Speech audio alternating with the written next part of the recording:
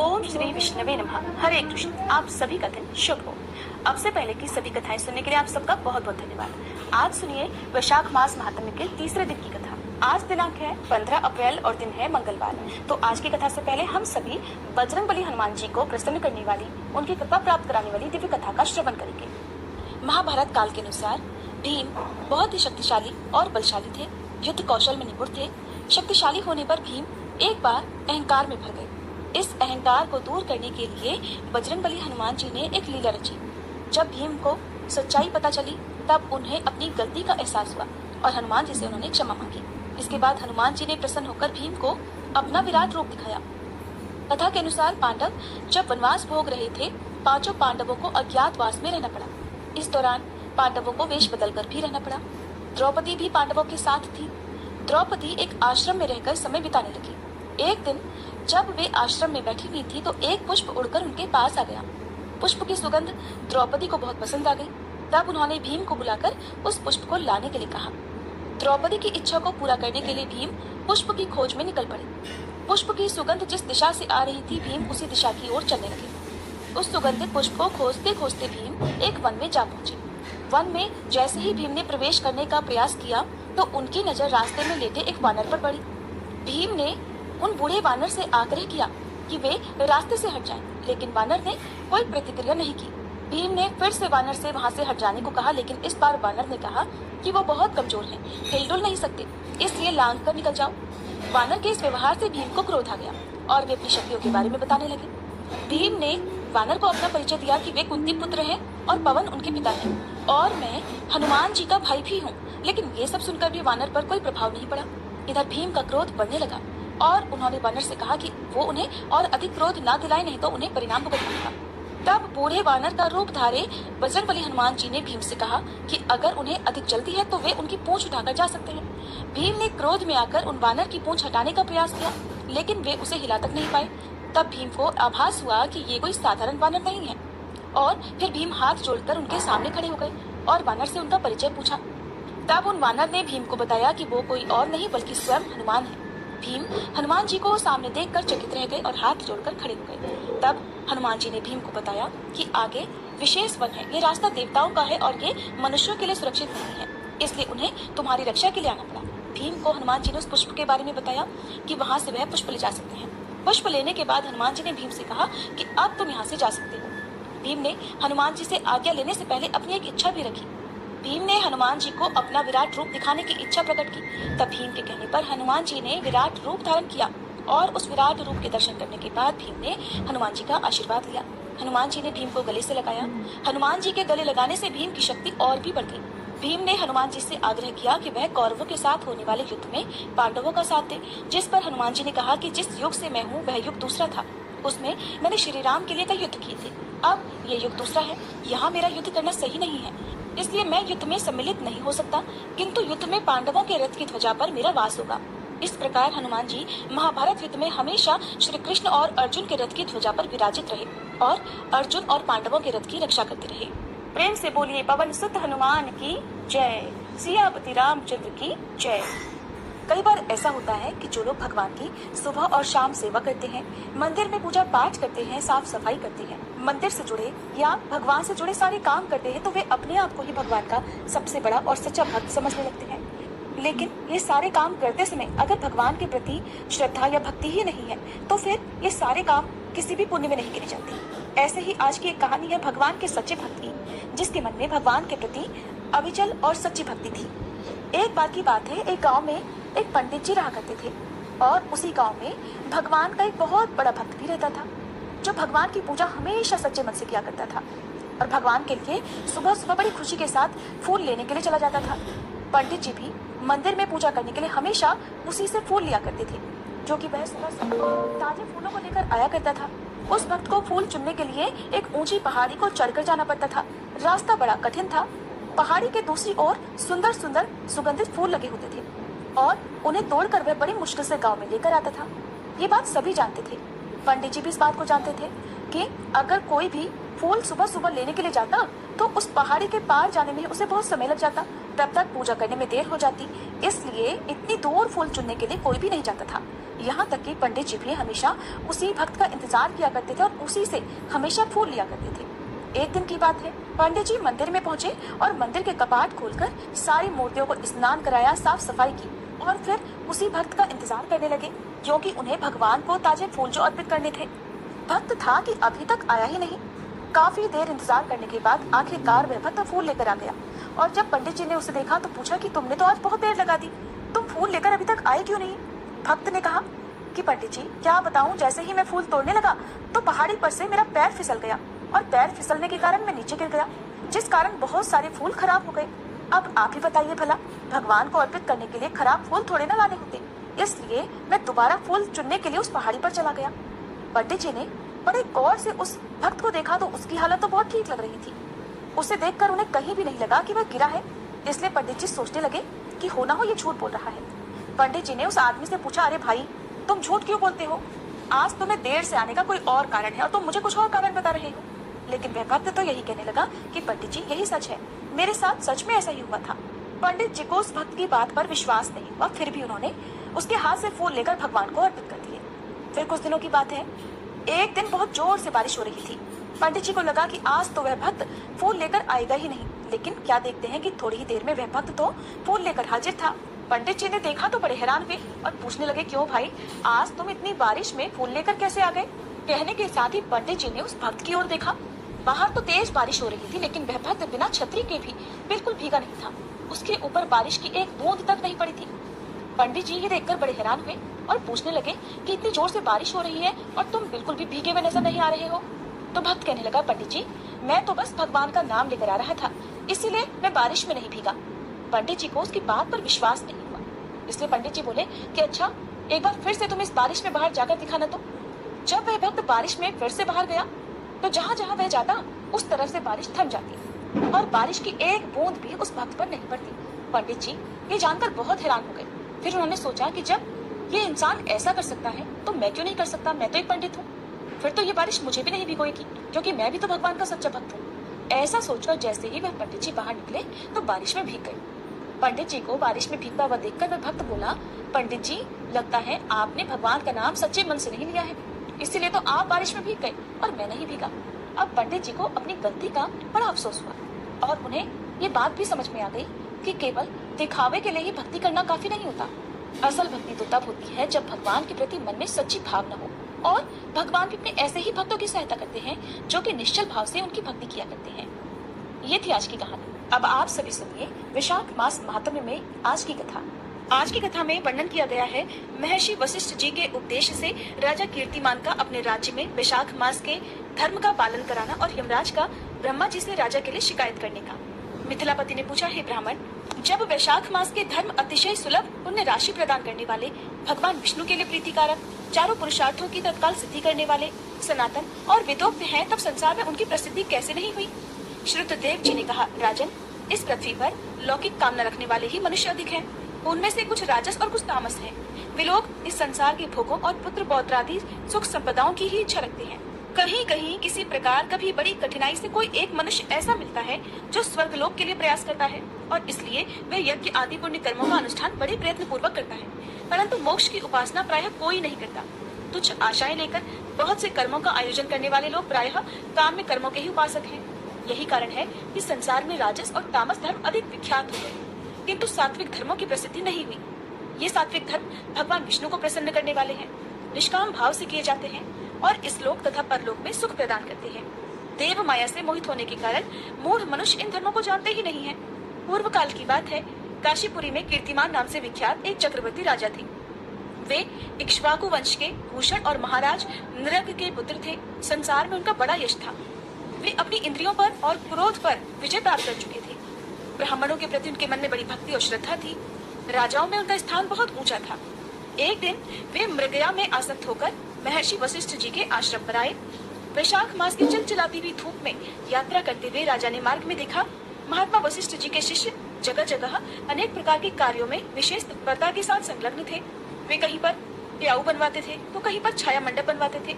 किनारे पर झरनों के जल को रोककर स्वच्छ बावली बनाते थे। कहीं वृक्षों के नीचे बैठे हुए लोगों को वे पंखा डुलाकर हवा करते थे, कहीं ऊख देते, कहीं सुगंधित पदार्थ भेंट करते और कहीं फल देते थे। दोपहरी में लोगों को छाता देते और संध्या के समय शरबत। कोई शिष्य घनी छाया वाले वन में झाड़ बुखार कर साफ किए हुए आश्रम के प्रांगणों में हितकारक बालुका बिछाते थे और कुछ लोग वृक्षों की शाखा में झूले भी लटकाते थे। उन्हें देखकर राजा ने पूछा कि आप लोग कौन हैं? तब उन्होंने उत्तर दिया कि महाराज, हम लोग महर्षि वशिष्ठ जी के शिष्य हैं। राजा ने पूछा, ये सब क्या हो रहा है? बोले कि ये वैशाख मास में कर्तव्य रूप से बताए गए धर्म हैं, जो धर्म, अर्थ, काम, मोक्ष चारों पुरुषार्थों के साधक हैं। हम लोग गुरुदेव वशिष्ठ जी की आज्ञा से इन धर्मों का पालन किया करते हैं। राजा ने फिर पूछा कि इनके अनुष्ठान से मनुष्य को कौन सा फल मिलता है, किस देवता की प्रसन्नता होती है? तब उन्होंने उत्तर दिया कि हमें इस समय ये बताने के लिए अवकाश नहीं है, आप हमारे गुरुजी से ही पूछ लीजिए। वे महायशस्वी महर्षि इन धर्मों को यथार्थ रूप से जानते हैं। शिष्यों से ऐसा उत्तर पाकर राजा शीघ्र ही महर्षि वशिष्ठ जी के पवित्र आश्रम पर, जो विद्या और योग शक्ति से संपन्न था, वहाँ गए। राजा को आते देखकर महर्षि वशिष्ठ मन ही मन बड़े प्रसन्न हुए। उन्होंने सेवकों सहित महात्मा राजा का विधि पूर्वक आतिथ्य सत्कार किया। जब वे आराम से बैठ गए, तब गुरु वशिष्ठ से प्रसन्नता पूर्वक राजा बोले कि भगवान, मैंने मार्ग में आपके शिष्यों द्वारा परम आश्चर्यमय शुभ कर्मों को होते देखा है, किंतु उनके संबंध में जब मैंने उनसे प्रश्न किया, तब उन्होंने कोई भी दूसरी बात न बताकर सीधे आपके पास जाने की आज्ञा दे दी। उनकी आज्ञा के अनुसार ही मैं इस समय आपके पास आया हूँ। मेरे मन में उन धर्मों को सुनने की बड़ी इच्छा है, हे मुनिवर, इसलिए आप मुझसे उनका वर्णन कीजिए। तब महायशस्वी वशिष्ठ जी ने प्रसन्नता पूर्वक कहा, राजन, तुम्हारी बुद्धि को उत्तम शिक्षा मिली है, इसलिए उसने यह उत्तम निश्चय किया है। भगवान विष्णु की कथा के श्रवण और भगवत धर्मों के अनुष्ठान में जो तुम्हारी बुद्धि की आत्यंतिक प्रवृत्ति हुई है, ये तुम्हारे किसी पुण्य का ही फल है।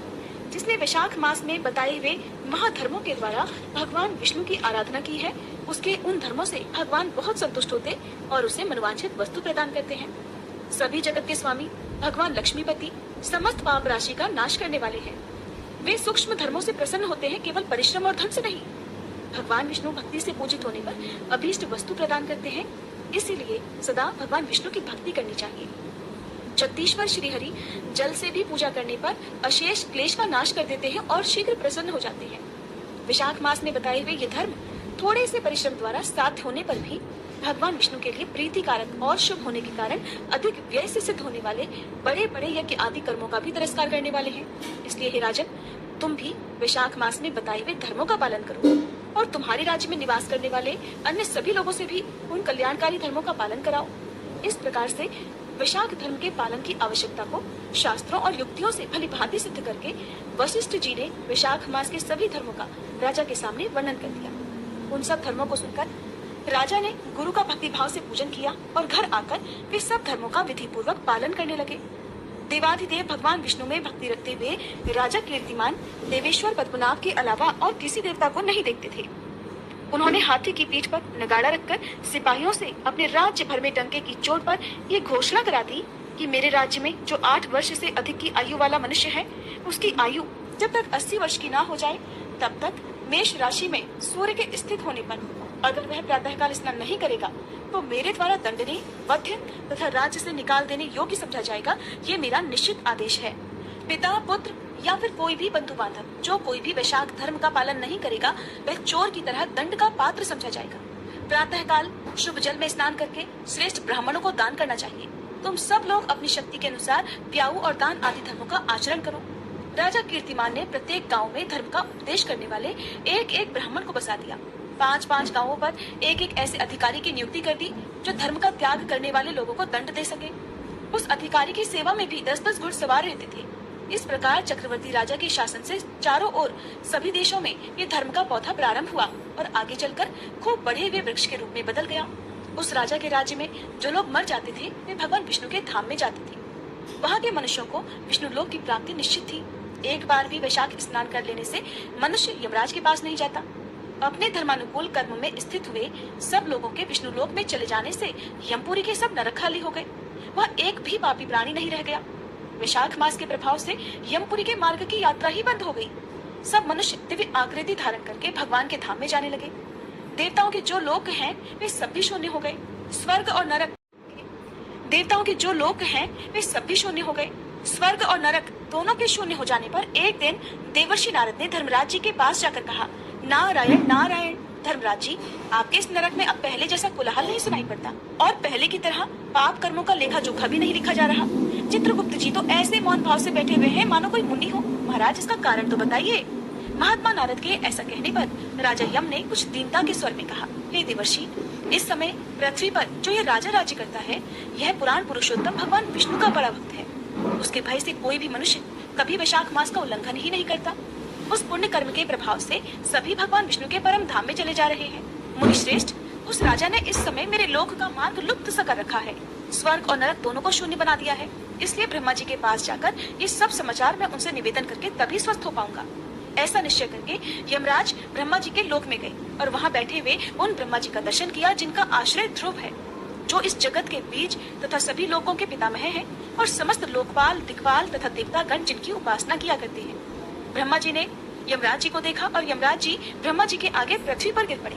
फिर यमराज ने कहा, हे कमलासन, काम में लगाया हुआ जो पुरुष स्वामी की आज्ञा का ठीक ठीक पालन नहीं करता और उसका धन लेकर केवल भोगा करता है, वह काठ का कीड़ा होता है। जो बुद्धिमान मनुष्य लालच में आकर स्वामी के धन का उपभोग करता है, वह 300 कल्पों तक तिर्यक योनि रूप नरक में जाता है। जो कार्य में नियुक्त हुआ पुरुष कार्य करने में समर्थ होकर भी अपने ही घर में बैठा रहता है, वह बिलाव होता है। देव, मैं तो आपकी आज्ञा से धर्म पूर्वक प्रजा का शासन करता आ रहा हूँ। मैं अब तक मुनियों और धर्म शास्त्रों के कथनानुसार पुण्यात्मा को पुण्य के फल से और पापात्मा को पाप के फल से संयुक्त किया करता था, परंतु अब मैं आपकी आज्ञा का पालन करने में असमर्थ हो गया हूँ। राजा कीर्तिमान के राज्य में सभी लोग वैशाख मास में किए जाने वाले पुण्य कर्मों का अनुष्ठान करके पितरों और पितामहों के साथ वैकुंठ धाम में चले जाते हैं। उनके मरे हुए पितर और मातामह आदि भी विष्णु लोक में चले जाते हैं। इतना ही नहीं, पत्नी के पिता, ससुर आदि भी मेरे लेख को मिटाकर विष्णु लोक में चले जाते हैं। हे देव, बड़े बड़े यज्ञों द्वारा भी मनुष्य वैसी गति नहीं पाता है जैसी वैशाख मास में मिल रही है। सभी तीर्थों से, दान आदि से, तपस्याओं से, व्रतों से या फिर संपूर्ण धर्मों से युक्त मनुष्य भी उस गति को नहीं पाता जो वैशाख धर्म में तत्पर हुए मनुष्य को प्राप्त हो रही है। वैशाख में प्रातःकाल स्नान करके देव पूजन, वैशाख मास महात्म्य की कथा का श्रवण तथा भगवान विष्णु को प्रिय लगने वाले तदनुकूल धर्मों का पालन करने वाला मनुष्य एकमात्र विष्णु लोक का स्वामी होता है। और जगतपति भगवान विष्णु के लोक की तो मेरी समझ में कोई सीमा ही नहीं है, क्योंकि सब ओर से कोटि कोटि प्राणियों का समुदाय वहाँ पहुँच रहा है, तो भी वह भरता ही नहीं। इस संसार में पवित्र और अपवित्र सभी लोग राजा की आज्ञा से वैशाख मास के धर्म का पालन करके विष्णु लोक को जा रहे हैं। हे लोकनाथ, उसकी प्रेरणा से संस्कारहीन मनुष्य भी वैशाख स्नान मात्र से ही वैकुंठ धाम में चले जाते हैं। वो केवल भगवान विष्णु के चरणों की शरण लेने वाला है। जान पड़ता है कि वह समस्त संसार को ही विष्णु लोक में पहुंचा देगा। जो पुत्र धर्म, अर्थ, काम और मोक्ष के प्रतिकूल चलता हो, वह पृथ्वी पर माता के पेट से पैदा हुआ रोग है। वह अधम पुरुष अपनी माता का घात करने वाला कहा जाता है। किंतु राजा कीर्तिमान की माता और उसकी पत्नी का पुण्य संसार में विख्यात है। उसकी माता एकमात्र वीर जननी है और वह राजा निश्चय ही संसार में बहुत बड़ा वीर है। जिस प्रकार राजा कीर्तिमान मेरी लिपि को मिटाने में उद्यत हुआ है, ऐसा उद्योग पुराणों में और किसी का भी नहीं सुना गया है। भगवान विष्णु की भक्ति में तत्पर हुए राजा कीर्तिमान के सिवा दूसरे ऐसे किसी को भी मैं नहीं जानता जो डंका बजाकर घोषणा करते हुए लोगों को ऐसी प्रेरणा देता हो और मेरे लोक के मार्ग को विलुप्त करने का प्रयास करता रहा हो। जय श्री कृष्णा। इसके आगे का वृतांत आप अगले अध्याय में सुनेंगे, जिसमें श्री ब्रह्मा जी का यमराज जी को समझाना और फिर भगवान विष्णु का उन्हें वैशाख मास में भाग दिलाने का वर्णन है। अब सुनिए श्री कृष्ण चालीसा पाठ। बंशी शोभित कर मधुर, नील जलद तन श्याम, अरुण अधर जनु बिंबा फल, नयन कमल अभिराम, पूर्ण इंद्र अरविंद मुख, पीतांबर शुभ साज, जय मन मोहन मदन छवि, कृष्ण चंद्र महाराज। जय यदुनंदन जय जगवंदन, जय वसुदेव देवकी नंदन, जय यशोदासुत नंद दुलारे, जय प्रभु भक्तन के त्रिगतारे, जय नट नागर नाग नथैया, कृष्ण कन्हैया धेनु चरैया, पुनि नख पर प्रभु गिरिवर धारो, आओ दीनन कष्ट निवारो, वंशी मधुर अधर धरि तेरी, होवे पूर्ण मनोरथ मेरो, आओ हरि पुनि माखन चाखो, आज लाज भारत की राखो, गोल कपोल चिबुक अरुणारे, मृदु मुस्कान मोहिनी दारे, रंजित राजीव नयन विशाला, मोर मुकुट वैजंती माला, कुंडल श्रवण पीत पट आछे, कटी किंकणिका छन काछे। नील जलज सुंदर तन सोहे, छवि लखी सुर नर मुनि मन मोहे। मस्तक तिलक अलक घुंघराले, आओ कृष्ण बांसुरी वाले। करी पय पान पूत नहीं तार्यो, अका बका कागा सुर मार्यो। मधुवन जलत अग्नि जब ज्वाला, भय शीतल लखित ही नंद लाला। सुरपति जब ब्रज चढ़ियो रिसाई, मसूर धार वारी वर्षाई। मुख मह 14 भुवन दिखाई, दुष्ट कंस अति उधम मचायो। कोटि कमल जब फूल मंगायो, नाथी काल यही तब तुम लीने। चरण चिन्ह दे निर्भय की, इन कह राज दिलाई। मही से मृतक छहु सुत लायो, मातु देव की शोक मिटायो। भौमासुर मुर दैत्य संहारो, लाए शत दश सहस कुमारो। दे भी नहीं तृण चीर संहारा, जरा सिंधु राक्षस कह मारा। असुर बकासुर आदिक मार्यो, भक्तन के तब कष्ट निवार्यो। दीन सुदामा के दुख टार्यो, तंदुल 3 मूठ मुख डार्यो। प्रेम के साग विदुर घर मांगे, दुर्योधन के मेवा त्यागे। मीरा थी ऐसी मत वाली, विष पी गई बजा कर ताली। राना भेजा सांप पिटारी, शालिग्राम बने बनवारी। आज अब जाई तुरत ही वसन बने नंद लाला, बढ़े चीर भय अरि मुह काला। असनाथ के नाथ कन्हैया, डूबत भंवर बचावत नैया। सुंदर दास आस उरधारी, दया दृष्टि की जय बनवारी। नाथ सकल मम कुमति निवारो, क्षमहु बेगी अपराध हमारो। खोलो पट अब दर्शन दीजे, बोलो कृष्ण कन्हैया की जय। बोलो कृष्ण कन्हैया की जय, बोलो कृष्ण कन्हैया की जय। ये चालीसा कृष्ण का पाठ करे उरधारी, अष्ट सिद्धि नवनिधि फल लहे पदार्थ चारी।